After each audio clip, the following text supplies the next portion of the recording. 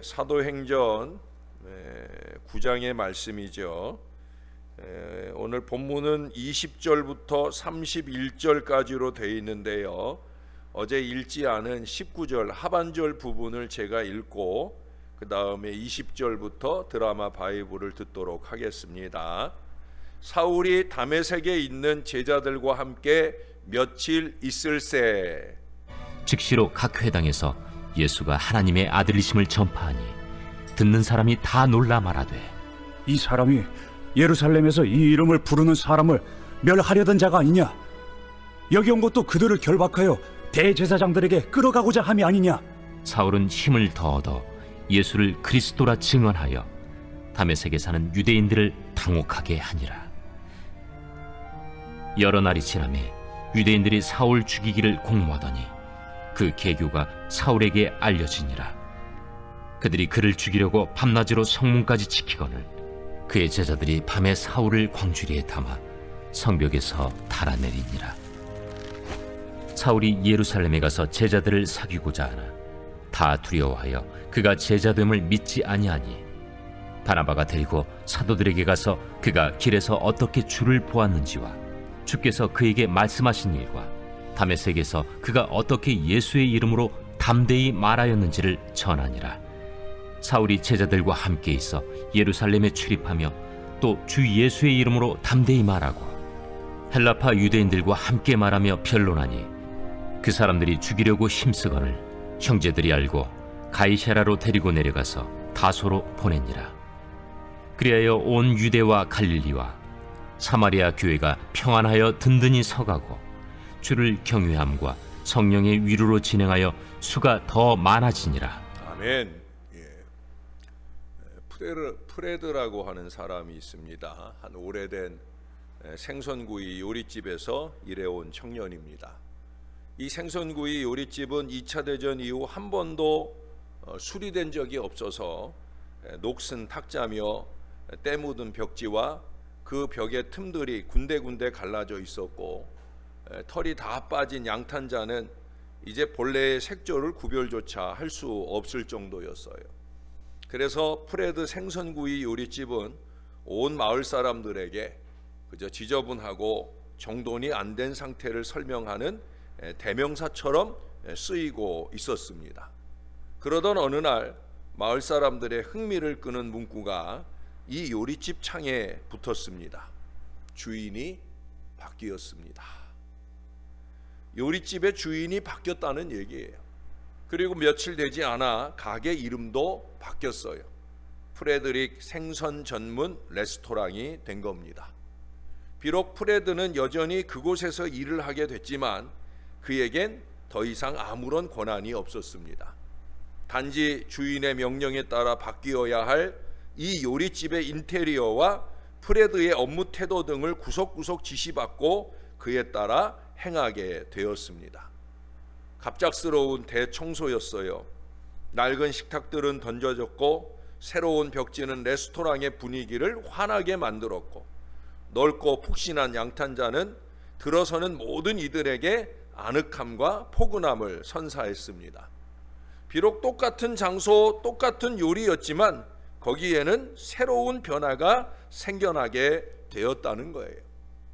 사람들이 줄었을까요? 더 늘었을까요? 당연히 사람들이 더 늘어나게 되었겠죠. 사랑하는 여러분, 예수님은 우리의 주인이시요 경영자이십니다. 그리고 우리의 삶은 마치 그분이 경영하는 레스토랑과 같아요.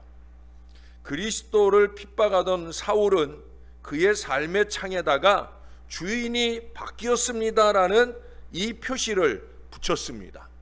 물론 다소 사람들이나 예루살렘 사람들이 당장은 이해하기 어려운 표시였죠. 왜? 이전에 사울이 하던 일이 예수 믿는 사람들을 잔해하던 일이었기 때문에 사람들은 많은 의구심으로 사울을 바라보았을 거예요. 그러나 바울은 그의 마음의 창에, 삶의 창에 분명하게 그 표시를 붙였어요. 주인이 바뀌었습니다. 예수님과의 만남은 마치 낡고 오래된 헌집에서 깨끗하고 새로운 집으로 이사하는 것과 같아요. 비록 사람은 같은 사람일지라도 이제 처할 장소가 달라지게 되었다는 거예요.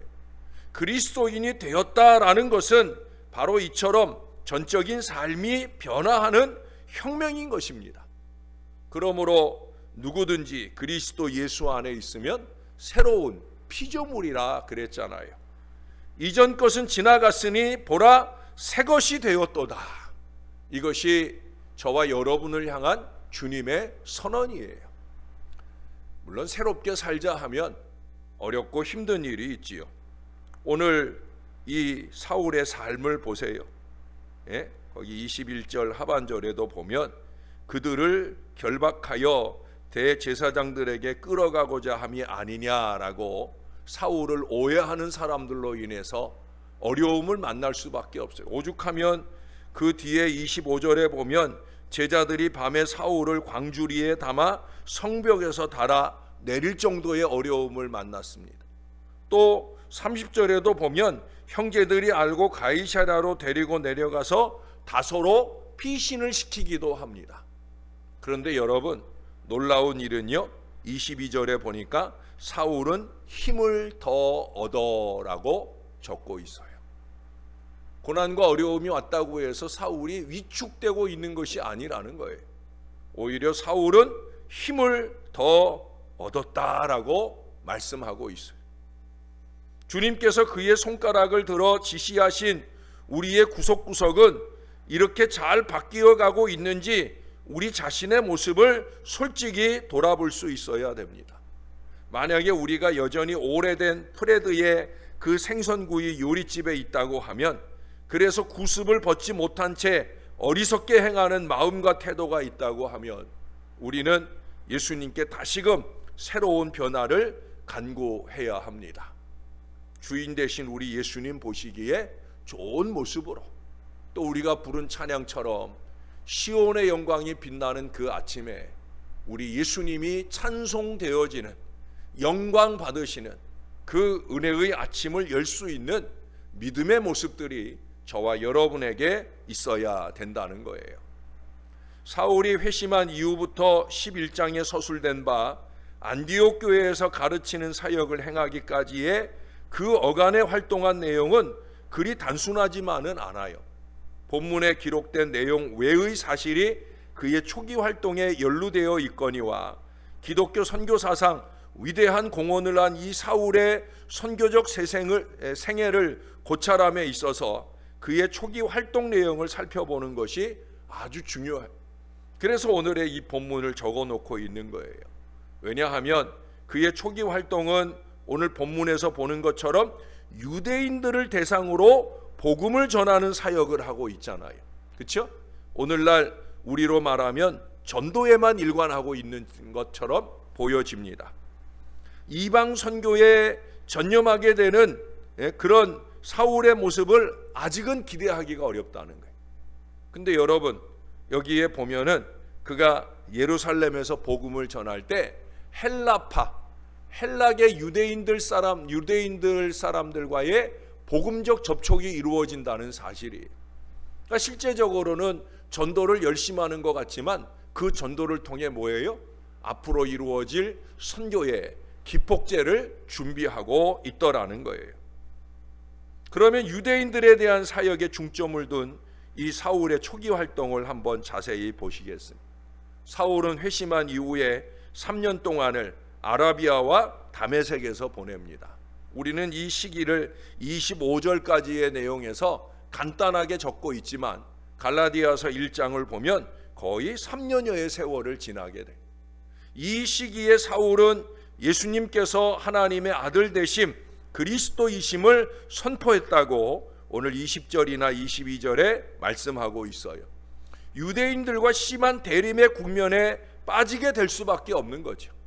하나님의 일을 하는데 핍박과 어려움이 없는 일은 없어요. 저의 목회의 여정을 돌아보아도 마찬가지.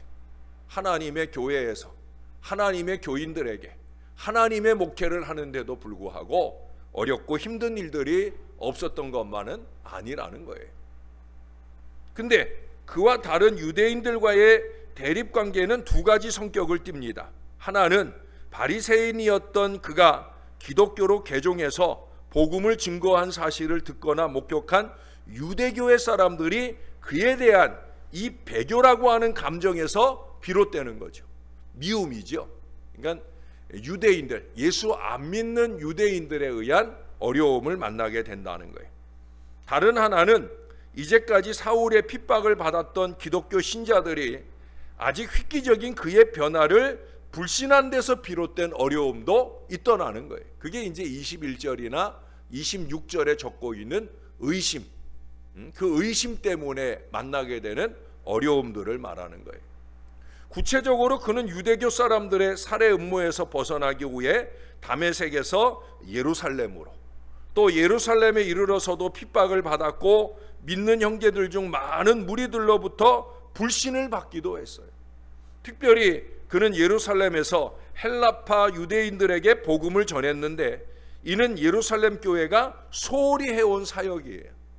그러니까 우리가 인간적으로 이 내용을 살펴보면은요, 그가 헬라파 그리스도인들의 헬라파 유대인들, 그래서 그들로 예수 믿게 하고 헬라파 그리스도인들을 교회에 유입시킨다는 거예요. 잘하는 일이에요, 못하는 일이에요? 잘하는 일이죠. 근데 안타깝게도 이 유대교 그리스도인들, 유대파 그리스도인들에게는 그것은 또 하나의 우려가 되는 거예요. 왜냐하면 이미 우리가 6장에서 이미 초대교회가 이 헬라파 그리스도인들로 인한 어려움을 만나게 되고 그래서 7집사를 세우는 일을 하게 되잖아요.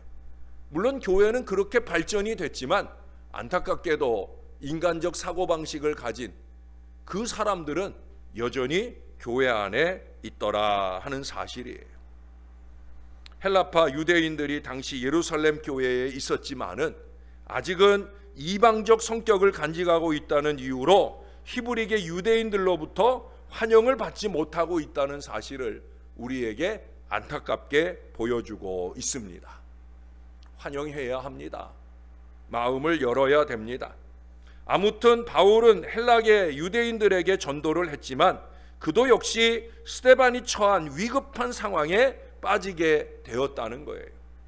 갈라디아 1장에 보면은요, 예루살렘에서 사울의 활동은 고작 15일 정도밖에 되지를 않아요. 이때 사울은 베드로와 야고보를 만난 것으로 전해집니다. 사울을 예루살렘에서 가이사라로 거쳐 다소로 피신시킨 예루살렘 교회의 형제들 가운데 아마도 이 사도들이 힘쓴 행동인 것으로 보여집니다. 이렇게 사울이 예루살렘에서 피신하게 된 행동의 이면에는 두 가지 원인이 있어요. 한 가지는 교회의 측면입니다. 예루살렘 교회는 스데반의 순교 직후에 커다란 박해로 인해 상처를 입은 시점에서 이제 다시 그와 같은 위기 상황에 처하고 싶지 않았을 거예요. 그렇죠? 이미 많은 그리스도인들이 핍박으로 말미암아 각처로 흩어진 얘기를 우리가 8장에서 읽어봤잖아요. 스데반이 죽고 나서 교회가 많이 흩어졌어요. 근데 이제 교회의 새로운 일꾼이라고 여겨지는 사울이 혹여라도 똑같은 핍박과 죽음을 당하게 될 때 교회는 큰 소용돌이를 만나게 되어질 수 있다는 거예요. 그래서 예루살렘에 남아있는 그 그리스도인들이 교회를 지키고 지속적으로 그들의 사명을 다해야 할 이유가 있기 때문에 그래서 속히 서둘러서 사울을 피신시키게 되어집니다. 그래서 교회는 사울을 예루살렘에서 도피하게끔 도와주면서 31절의 결론은 뭐예요? 그리하여 온 유대와 갈릴리와 사마리아 교회가 평안하여 든든히 서가고 주를 경외함과 성령의 위로로 진행하여 수가 더 많아지니라. 할렐루야. 여러분, 어려움이 어려움으로만 그냥 끝났습니까? 아니에요. 전화위복의 위대한 역사가 일어나더라는 거예요.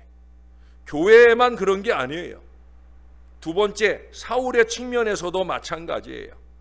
안팎으로 다른 유대인들과 적대관계에 놓인 사실은 사울에게 다소 좌절감을 느끼게 할 만했지만 22절은 분명히 말하잖아요. 사울은 힘을 더 얻어 그 뒤에 예루살렘에서도 29절에 보면 주 예수의 이름으로 담대히 말하고, 이 얘기는 뭐예요? 사울은 절대 위축되지 않았다는 거예요. 그는 예루살렘을 떠난 것이 하나님께 근거한 신앙적 확신에 의한 것이었음을 우리들에게 보여줍니다. 왜냐하면 그는 성전에서 기도할 때 받은 환상을 통해 이방 선교에 임무를 띈 사도로서의 그의 존재를 이미 확인했거든요. 그러니 그가 핍박을 받고 그리고 그 어려움으로 인해 피신을 가게 되는 것이 그의 사역의 미래를 하나도 위축시키지 않고 있다는 거예요.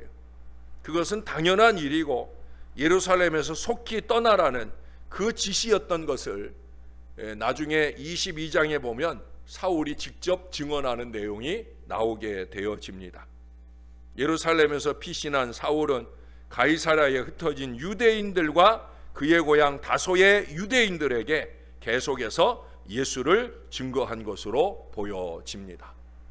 좀 길게 여러 얘기를 했지만 결론적으로 유대인들에게 집중된 사울의 초기 활동은 인간적으로 볼 때는 실패인 것처럼 보이지만은 이방 선교를 성취하시는 하나님의 큰 구원의 계획을 따라 진행하고 있으셨음을 우리들에게 보여줍니다. 복음을 위한 사울의 열정은 바나바라고 하는 믿음의 인물과 더불어 안디옥 교회를 든든히 세우는데 커다란 역할을 하게 됨을 11장에서 이제 살펴보게 될 것입니다. 거기서 이방인 선교를 위한 전도 여행을 출발하게 된 사실은 그와 같은 하나님의 섭리가 놀랍게 진행되어진 모습을 우리들에게 보여줍니다. 사랑하는 여러분, 하나님께서 하시는 일이에요. 겉으로는 핍박과 갈등의 문제가 있고 사마리아 선교 때처럼 교회나 개인이 살아남기 위한 그런 시도인 것처럼 보일지라도 그 배후에 우리 하나님의 인도하심, 위대한 선교 역사를 위한 우리 하나님의 큰 그림이 있다는 거예요. 사랑하는 여러분, 하나님의 일을 열심히 하고 싶으십니까?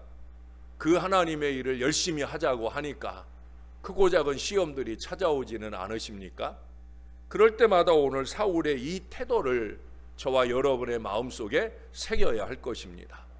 그것은 위축을 말하는 것이 아니죠. 여기 뭐라고 말씀해요? 힘을 더 얻어 오히려 더 담대히 주 예수 그리스도의 이름을 증거하는 일에 우리는 이 사명을 위해 세움 받은 거거든요. 결국 위대한 선교 역사를 위한 우리 하나님의 큰 그림이 있다는 사실을 오늘 본문은 우리들에게 보여줍니다. 사랑하는 여러분, 기도하는 사람은 하나님의 그 큰 그림을 볼 수 있어야 됩니다. 이제 다음 주 월요일부터 가나 선교 여정에 이어지는 저의 여름 안식 일정도 마찬가지예요. 단순하게 담임 목사가 왜 이렇게 오랜 시간 날짜를 비우나라고 생각하지 마시고요. 이후에 더 힘찬 선교와 목회 여정을 위한 귀한 충전의 시간을 갖거니 하고 위에서 기도해 주시는 여러분들이 될 수 있기를 바랍니다. 그럴 수만 있다고 하면 우리의 결론도 31절이에요. 신월제일교회가 평안하여 든든히 서가고 주를 경외함과 성령의 위로로 진행하여 수가 더 많아지니라. 이 은혜가 저와 여러분 우리 교회 위에 넘치게 되기를 우리의 구주 되시는 예수님의 이름으로 간절히 축원합니다. 기도하겠습니다. 하나님 아버지, 사울의 위대한 선교의 출발이 작은 전도로부터 시작이 되되 크고 작은 많은 어려움으로부터 출발되는 것을 보게 됩니다. 그럼에도 불구하고 사울은 전혀 위축되지 않습니다. 3년 세월에 다메섹에서의 헌신이든지 15일 동안의 예루살렘에서 선교 헌신이든지 길거나 짧거나 간에 그는 힘을 더 얻고 담대한 마음으로 하나님을 바라보면서 주 예수의 이름이 증거되는 그 모든 사역에 집중하고 열심내는 것을 보게 됩니다. 하나님은 그의 배후에서 역사하시며 교회로 평안하여 든든히 서게 하시고 위대한 하나님의 선교를 이루어가는 귀한 역사를 우리들에게 보여주시니 감사를 드립니다. 하나님, 우리의 믿음도 사울의 믿음, 바울의 믿음을 본받아 행할 수 있게 도와 주시옵소서. 우리가 열심 있게 주의 일을 하다 보니 만나게 되는 크고 작은 많은 어려움들 속에서 절대 위축되지 않게 하옵소서. 상황이 나를 배신하고 환경이 나를 외면할지라도, 사람이 나를 오해하는 순간을 만나게 될지라도, 우리는 어디를 가든 무엇을 하든 누구를 만나든 하나님 앞에 나의 일들을 감당해 감에 있어서 열심내게 도와 주시옵소서. 오직 그리스도가 선명하게 증거되는 것을 감사히 여기며 나 하나가 썩어지는 미랄이 되기를 기꺼이 기뻐하는 하나님의 사람들 될 수 있도록 우리를 붙들어 주시옵소서. 부족한 종의 가나 여정과 여름 안식도 주님이 주장해 주시고, 하나님 열심히 달려왔습니다. 지난 6개월 동안, 아니 지난 10여 년 동안 열심히 달려왔습니다. 앞으로 남은 10년여 세월도 열심히 달려갈 것입니다. 하나님의 선교를 이루어가고 하나님의 목회를 이루어가기 위한 종의 걸음에 온 교회에 합력된 도움이 있도록 도와 주시옵소서. 다른 것 바람이 없습니다. 기도로 도와주는 온 교회가 되게 하시고 새벽 용사들이 되게 하여 주시옵소서. 그래서 우리가 피차 교통하여 이후에 우리 교회가 더 든든하고 평안한 재단이 되게 하시고 수가 더 많아지는 부흥의 역사를 이룸을 통하여 하나님의 위대한 선교의 밑거름이 준비될 수 있도록 주님이 도와 주시옵소서. 어디 가나뿐이겠습니까? 온두라스에서도 캄보디아에서도 몽골에서도 여기저기 우리에게 손길을 내밀고 우리의 작은 도움들을 전하고 있지만 더 많은 힘을 쏟을 수 있는 위대한 교회가 될 수 있도록 우리 교회를 붙들어 주시옵소서. 근본의 여정이 이 일의 초석을 다지는 은혜의 여정이 되게 하시고 향후 50년의 또 다른 역사를 열어가는 우리 신월 제일교회가 이후에는 더욱더 선교에 눈뜨고 선교에 열심 내는 능력재단이 될 수 있도록 은혜 베풀어 주시옵소서. 장래 여정을 진행하는 우리 사랑하는 배성의 배성숙 권사님 가정을 지켜주시고 은혜 가운데 잘 마무리하고 건강하게 돌아올 수 있도록 주님께서 도와 주시옵소서. 주님의 함께 하심을 소원하며 감사합니다. 예수님의 이름으로 기도합니다. 아멘.